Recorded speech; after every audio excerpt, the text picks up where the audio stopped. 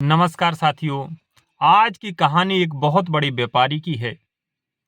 उसने एक अपने घर पर एक बहुत सुंदर तोता पाल कर रखा था। तोता को पिंजरा में कैद करके रखा था। और एक दिन व्यापारी व्यापार करने के लिए दूसरे देश के लिए जैसे ही रवाना हुआ, तो उसने अपने तोते से कहा कि क्या तुम अपने जंगल वाले तोतों के लिए कोई संदेश देना चाहते हो? तो उस पिंजरे में बंद तोते ने कहा कि मैं अपने जंगल वाले तोते को संदेश देना चाहता हूं कि उनसे आप कह देना, अपने मालिक से कहा कि उनसे कह देना कि इस बंद पिंजरे में मैं सुरक्षित हूं और मैं यहाँ खुश हूं। साथियों, वह व्यापारी जैसे ही बाहर गया और उसने जंगल में देखा कि एक तोतों का झुंड है और तोतों के झुंड में एक तोतों का एक मालिक था। उसने उससे कहा कि आपका जो तोता मेरे पास है वह बहुत खुश है, उसने संदेश भेजा है। साथियों, इस प्रकार का संदेश सुनकर के जंगल वाला तोता पहाड़ जब पेड़ पर था, पेड़ से नीचे गिरा और मर गया।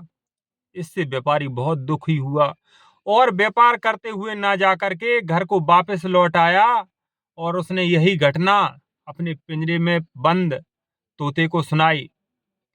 तो जैसे ही अपने जंगल वाले बुजुर्ग तोते की मृत्यु की खबर उस पालतू तोते ने सुनी, तो वो भी मर गया।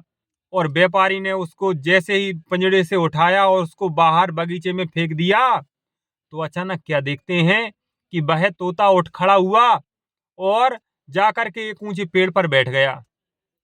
तब क्या देखता है व्यापारी, एक अचानक कैसे हो गया? तभी हंसते हुए वह पिंजरे में बंद तोता कहता है कि मेरा जंगल का साथी मरा नहीं था, उसने मेरे लिए संदेश वापस भेजा है कि अगर किसी की कोई कैद में हो तो जरूरी नहीं है संघर्ष करके चिल्ला करके आप उसकी कैद से आजाद हो सकते हो। जरूरत पड़े तो आप मरने का नाटक करके साम दाम दंड भेद किसी भी प्रकार की व्यवस्था अपना करके भी आप किसी के कैद से आजाद हो सकते हैं। साथियों, मेरा वीडियो में इस कहानी का सिर्फ और सिर्फ इस संदेश देना चाहता हूं कि आप किसी अव्यवस्था में हैं, कहीं फंसे भी हैं, तो आप जरूरी नहीं है कि चिल्लाकर लड़कर वहां से आजाद हों। अपने साम दाम दंड भेद जिस प्रकार की नीति अपना सको और आप चंगुल से आजाद हो। इसी के साथ मैं अपनी वीडियो से विदा लेता हूं। धन्यवाद।